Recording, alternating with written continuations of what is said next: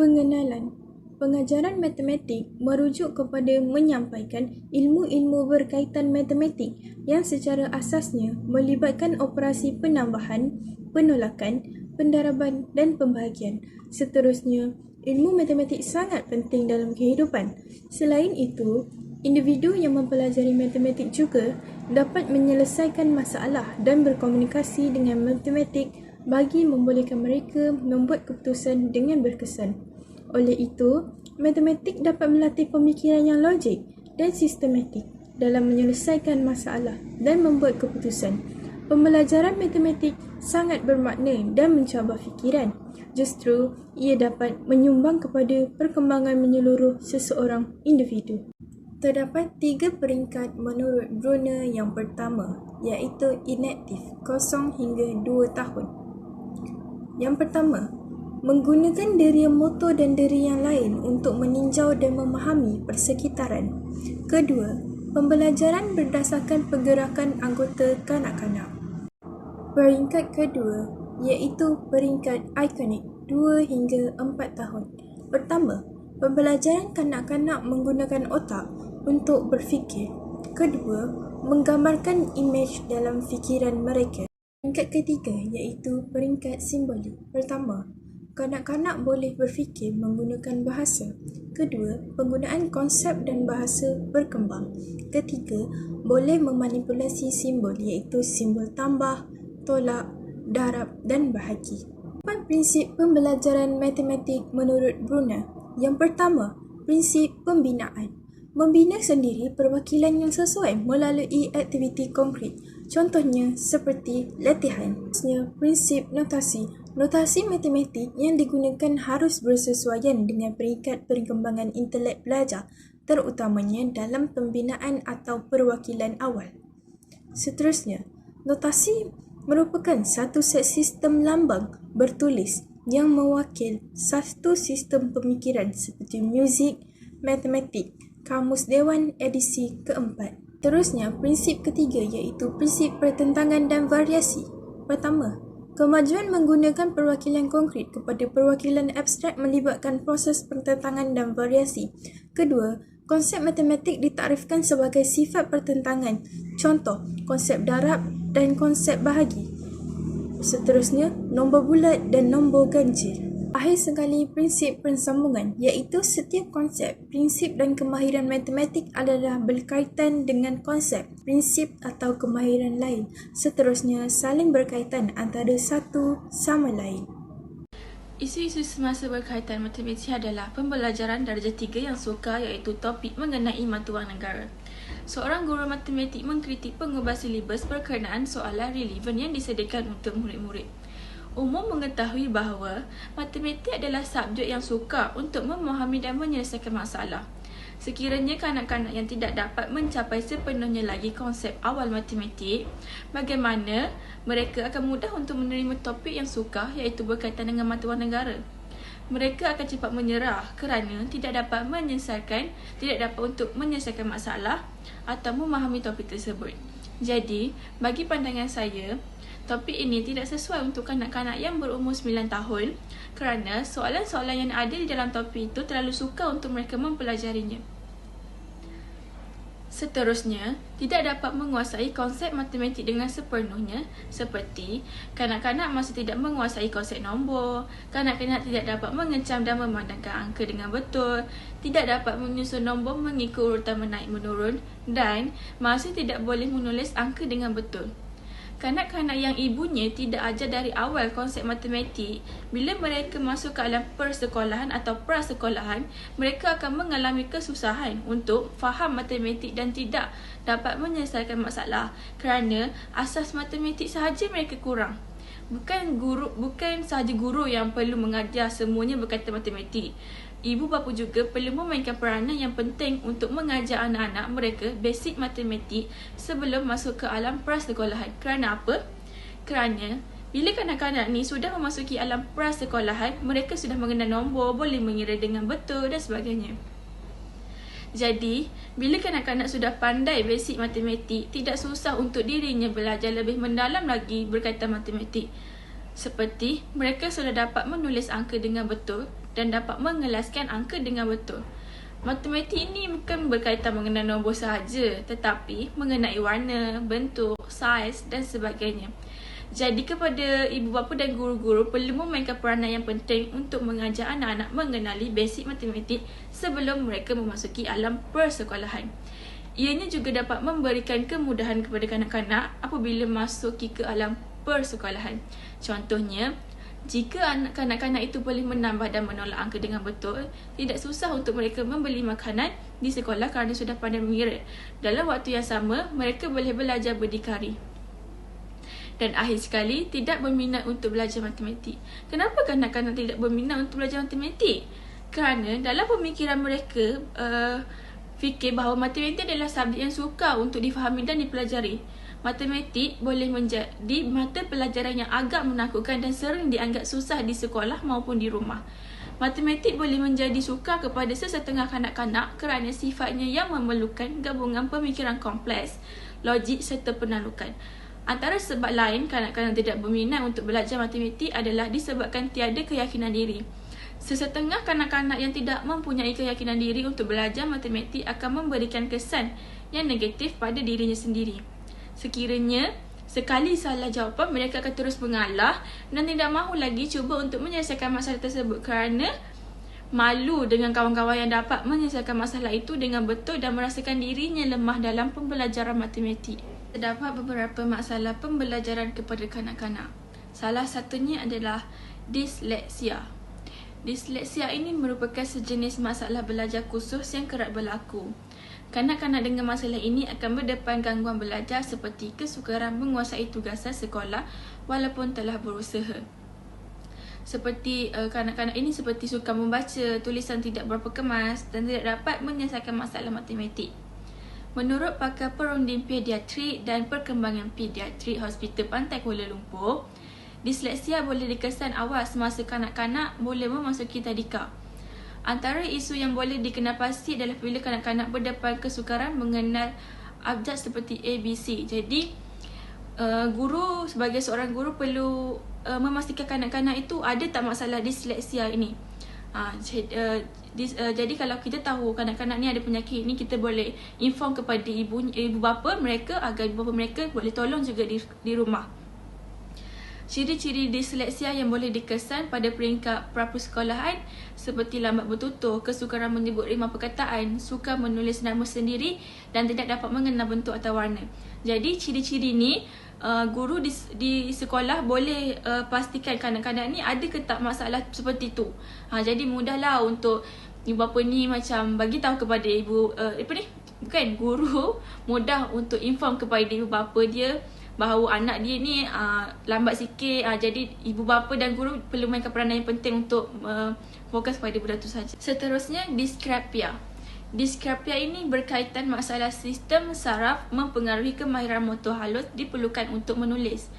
Keadaan itu menimbulkan kesukaran untuk kanak-kanak menulis dan melengkapkan sebarang tugasan. Ciri-ciri disgrafia yang boleh dikesan adalah kanak-kanak yang mengalami disgrafia ini mempunyai tulisan tangan yang tidak jelas, tidak teratur dan tidak konsisten. Mereka juga sering mempunyai slang yang berbeza bentuk, huruf besar dan huruf kecil. Mereka juga cenderung menulis atau menyala dengan perlahan. Jadi kanak-kanak yang mempunyai disgrafia ini, motor tangan halus dia tidak terlalu kuat untuk menulis nama dia dengan jelas. Jadi sukar untuk guru tu faham apa yang ditulis. Dan akhir sekali adalah diskalkulia. Apa itu diskalkulia? Diskalkulia merupakan suatu masalah pembelajaran sejak dari lahir berkaitan ketidakupayaan berkaitan matematik. Mereka bermasalah dengan nombor-nombor dan memprosesnya dengan cara yang berbeza dari orang lain. Jadi kanak-kanak macam ni dari lahir lagi dia sudah ada masalah berkaitan dengan nombor-nombor. Ramai ibu bapa di luar sana mungkin tidak biasa mengetahui akan masalah ini. Kebanyakan kanak-kanak diskalkulia pula lambat dikesan sehinggalah mereka menghadapi kegagalan pembelajaran di sekolah. Jadi maksud dia macam ibu bapa ni selagi anak-anak dia tak masuk sekolah, jadi susahlah dia tak tahu kenapa anak dia ni kenapa lambat, kenapa gagal. Jadi mungkin bila anak dia gagal barulah dia akan cuba faham kenapa anak dia gagal, sebab apa anak dia ada penyakit itu ke, ini ke. Bagi kanak-kanak di sekolah kuliah ini, macam saya cakap, mereka suka untuk memahami atau bekerja dengan nombor-nombor. Bagi dia suka, macam dia bukan lembab, tapi dia just lemah atau lambat lah untuk faham apa yang cikgu ajar, ataupun dia tidak boleh terlalu cepat macam orang lain. Jadi macam kanak-kanak macam ni kan, dia akan mudah rasa down tau, sebab bila dia masuk ke sekolah, ada kanak-kanak yang bijak, yang cepat dapat. Jadi dia ni macam, kenapa aku lambat, kenapa aku tak macam kawan-kawan aku, macam tu. Jadi cikgu atau ibu bapa lah kena mainkan peranan yang penting untuk fokus lebih kepada kanak seperti itu. Bagi ia sememangnya memberikan kesan dalam kehidupan seharian mereka, terutamanya di sekolah. Mereka akan menghadapi kesukaran untuk mengukur bahan atau membuat perubahan yang tepat. Jadi macam kalau saya pun macam down lah kan, kalau kita tidak dapat macam orang lain. Macam tu. Antara masalah pembelajaran di dalam kelas adalah guru tidak memberi keterangan yang jelas dan mudah kepada kanak-kanak. Umum mengetahui bahawa subjek matematik ini adalah subjek yang sukar bagi kanak-kanak untuk memahami konsep matematik. Jadi, guru perlu mengajar kanak-kanak dengan pelbagai teknik yang mudah dan jelas agar kanak-kanak memahami apa yang dipelajari. Guru juga perlu lebih memberi perhatian yang lebih kepada kanak-kanak yang lemah matematik, agar dapat menolong mereka dengan mengelakkan daripada mereka rasa dirinya lemah. Oleh itu, guru mestilah bijak dalam mengajar kanak-kanak dan mencari alternatif lain supaya anak-anak murid kita faham apa yang diajar dan mudah untuk mereka. Jika mereka tertinggal banyak perkara dalam proses pembelajaran, maka sukarlah untuk mereka mengejar kefahaman konsep matematik tersebut. Seterusnya, tiada sudut matematik yang menarik. Sekiranya dalam kelas tidak ada sudut matematik, bagaimana kanak-kanak itu mahu mengenali konsep matematik? Akhir sekali, penyusunan bilik darjah yang tidak sesuai juga boleh menyebabkan kanak-kanak tidak fokus di dalam kelas. Penyusunan meja dan kerusi adalah perkara yang sangat penting bagi memastikan kanak-kanak itu tidak menjadi macam kurang fokus. Contohnya, kalau guru tidak menyusun susunan perabot di dalam kelas itu dengan betul, ianya boleh menyebabkan berlakunya kemalangan yang tidak diduga. Cara mengatasinya adalah pembelajaran yang sistematik. Guru perlu memainkan peranan yang penting untuk mewujudkan pembelajaran yang sistematik supaya kanak-kanak mudah untuk memahami apa yang dipelajari. Kita tahu bahawa kanak-kanak yang berumur 7 tahun ke bawah masih dalam pemikirannya bermain. Jadi, guru boleh mengajar mereka sambil bermain supaya dapat menarik perhatian dan minat dalam subjek matematik. Apabila mereka bermain, ia akan menimbulkan perasaan bahagia yang mampu memberi impak kepada perkembangan fizikal, minda dan mental mereka. Pembelajaran yang proaktif membantu kanak-kanak mengekalkan lebih banyak maklumat kerana mereka boleh mencantumkan pengetahuan yang sedia ada tentang topik tersebut. Antara contoh permainan yang boleh guru lakukan bersama murid-murid adalah mengira sambil mewarna, mat poli dan menyanyi sambil mengira. Aktiviti mewarna sambil mengira adalah cara berkesan guru boleh lakukan untuk meningkatkan kemahiran matematik kanak-kanak. Bukan itu sahaja, mewarna juga boleh menggalakkan proses pembelajaran kanak-kanak kerana mereka berseronok dan tidak merasa terpaksa untuk belajar subjek itu. Selain itu, mewujudkan sudut matematik yang menarik. Di dalam setiap tadika perlu ada sudut subjek seperti matematik, seni, sains dan sebagainya. Guru perlu menghiaskan sudut matematik itu dengan cantik dan menarik agar dapat mewujudkan persekitaran pembelajaran yang kondusif. Guru boleh menghiaskan sudut tersebut dengan mengenalkan pembelajaran asas seperti warna, saiz, bentuk dan sebagainya.